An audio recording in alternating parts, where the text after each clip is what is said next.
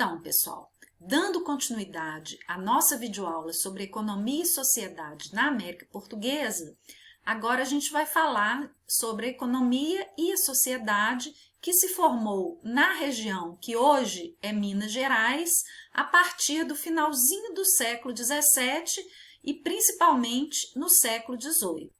No final do século XVII, moradores da antiga capitania de São Vicente, que atualmente corresponde ao estado de São Paulo, adentraram os sertões do Brasil em busca de mão de obra indígena para trabalhar nas lavouras daquela região. Isso acontecia porque a capitania de São Vicente ela não era tão rica quanto as capitanias do Nordeste que produziam cana-de-açúcar. Então, a mão de obra escrava que havia em abundância na região Nordeste era muito escassa e cara ali na região de São Vicente.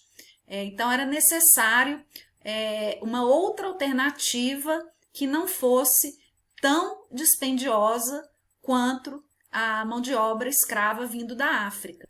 Então, como consequência desse adentramento pelos sertões, esses paulistas, que ficaram conhecidos como bandeirantes, acabaram chegando aqui na região das Minas, atualmente o estado de Minas Gerais, e iniciando então a exploração desse metal a partir daquela data.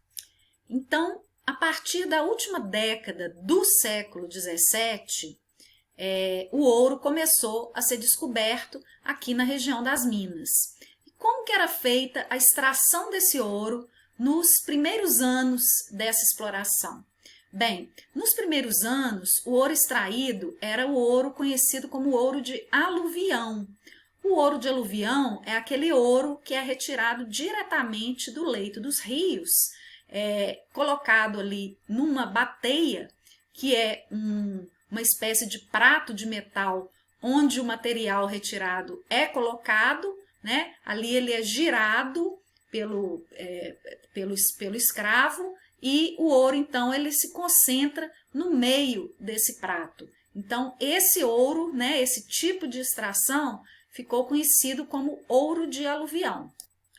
Com o passar do tempo e à medida que o ouro de aluvião também foi ficando mais escasso, eles começaram a escavar as serras e as pedreiras que eles encontravam para ver se havia o ouro agarrado ali naquelas rochas, que era levado novamente para o leito dos rios e misturado com minério a fim de separar esse minério do ouro em pó.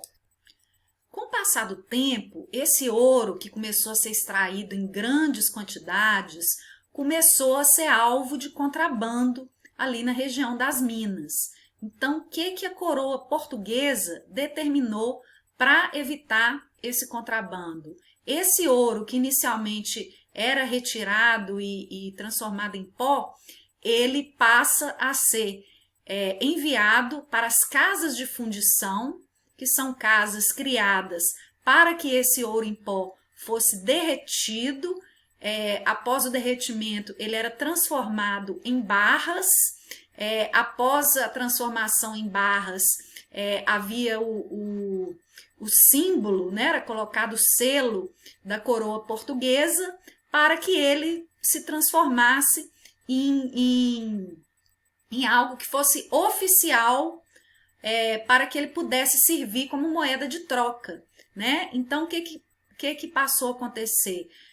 O ouro em pó, se ele fosse apreendido pela fiscalização, ele era confiscado e o dono perdia o direito por aquele ouro que foi apreendido, né? Então, só havia permissão de circulação dentro da colônia desse ouro que passasse pelas casas de fundição, né? Que tivesse o selo da coroa portuguesa cunhado nas suas barras ou nos seus lingotes.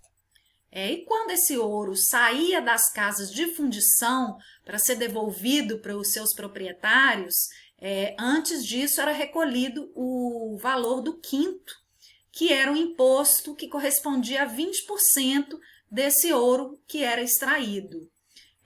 Então, você tinha o quinto, que era pago à coroa portuguesa, que era a verdadeira proprietária dessas minas que eram exploradas, e havia também um imposto conhecido como captação, que era um imposto cobrado pela quantidade de escravos que cada proprietário possuísse nas suas minas.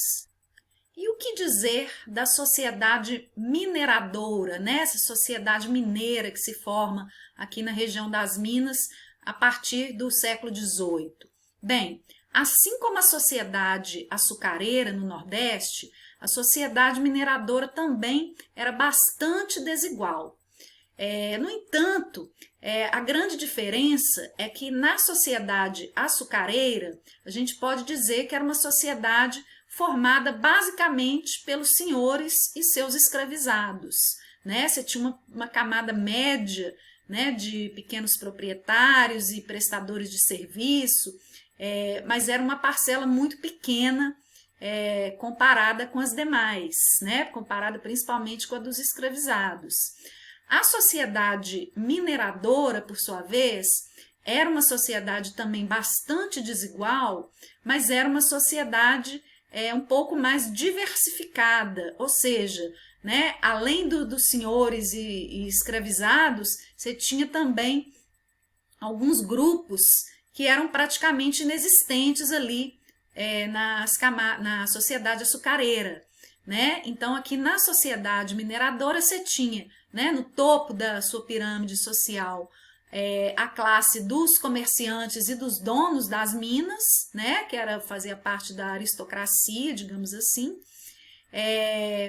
Você tinha aqui, então, entre os escravizados e a aristocracia, dois grupos formando aí as camadas médias, né, que eram os garimpeiros que trabalhavam por conta própria, né, porque não tinham condições de adquirir escravos, profissionais liberais, artesãos, vendedores, né? Essas camadas sociais médias, elas foram se formando na sociedade mineradora juntamente com o aparecimento dos pequenos núcleos urbanos, as pequenas vilas que vão surgindo ao redor dessa exploração do ouro que começou a ser feita nessa época.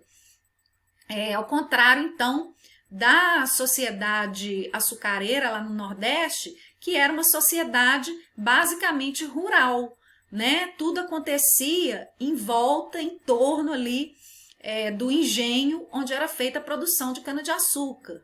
Né? Era uma sociedade rural. A sociedade mineradora já era uma sociedade mais urbana, né? Justamente por causa dessas vilas, né? Desses pequenos povoados que vão surgindo ao redor da mineração.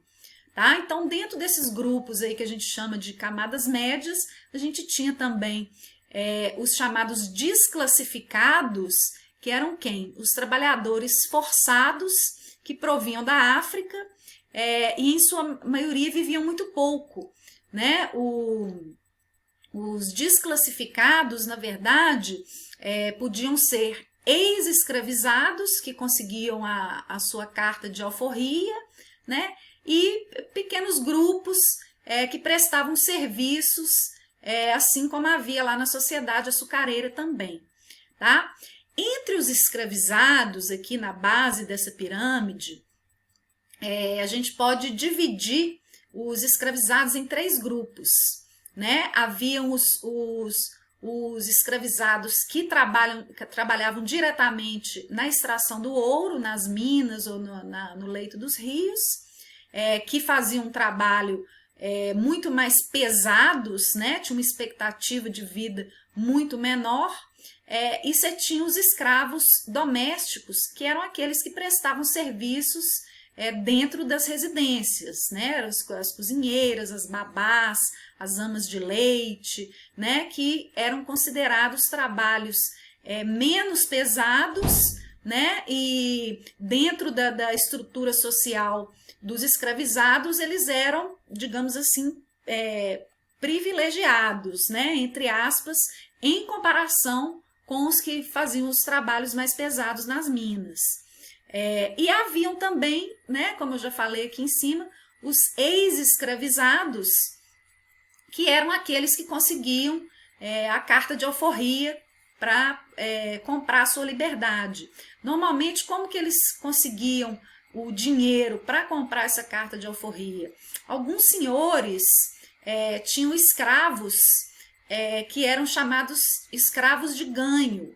Né? Então, escravos de ganho eram aqueles que prestavam pequenos serviços nas cidades, né? Serviços de carpintaria, marcenaria, serviços de pintura na construção civil, e entre as escravizadas mulheres eram aquelas que vendiam quitutes nas ruas, bolos, doces, frutas, e em alguns casos os donos, os proprietários desses escravizados concediam parte desse dinheiro que eles arrecadavam, né, desse ganho, ficava para eles, eles iam juntando pouco a pouco para conseguir comprar a sua carta de alforria, né?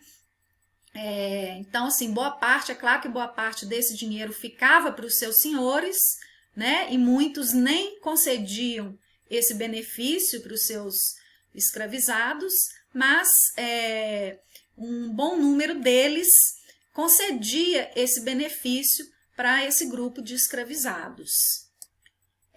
Agora, uma característica muito marcante da sociedade colonial em geral, tanto a sociedade açucareira quanto a sociedade mineradora, foi a sua intensa religiosidade, né? Então, lá no Nordeste, por exemplo, como tudo girava em torno do engenho, né, das fazendas que produziam a cana-de-açúcar, dentro desse engenho, como a gente viu no vídeo anterior, da videoaula anterior, existiam as capelas onde as pessoas assistiam às missas, né, faziam as celebrações, tudo dentro da própria fazenda produtora de cana-de-açúcar. Em Minas Gerais, os jesuítas eles foram proibidos de entrar a partir de uma determinada data, né? Então aqui foram criadas as irmandades, que eram as instituições que prestavam assistência aos mais necessitados e foram as responsáveis aí pela construção da maior parte das igrejas barrocas que vão surgir a partir desse período, então. Quando acontecia das pessoas serem enfermas ou pessoas que não tinham condições de ir até os templos para fazerem as suas orações, participarem das celebrações, as pessoas tinham pequenos ou grandes, né, dependendo da condição social, oratórios dentro das suas casas para poderem professar a sua fé. Bem, então, essas foram as principais características da sociedade mineradora. Eu espero que vocês tenham gostado desse vídeo e a gente se vê numa próxima oportunidade. Um grande abraço a todos.